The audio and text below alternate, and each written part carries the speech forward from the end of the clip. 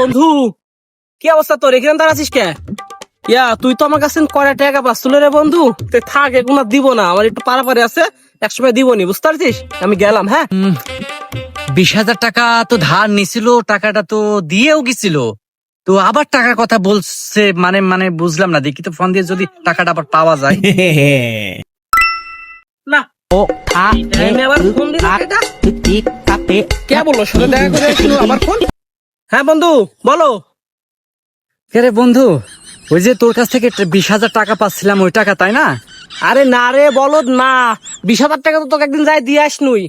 আরে সেদিনকার যে মানিকের দোকানের সামনে একটা বিড়ি কিনতে লাগি 5 টাকা শর্ট করলো না, ওই 5 টাকা পাচ্ছিল তুই। তুইও না পারিসও। আহ, আচ্ছা বন্ধু, ঠিক আছে। আমি তো মনে করছিলাম ওই 20,000 টাকা আবার পাবো, তোর মনেই নাই। আচ্ছা রাখ, ভালো থাকিস।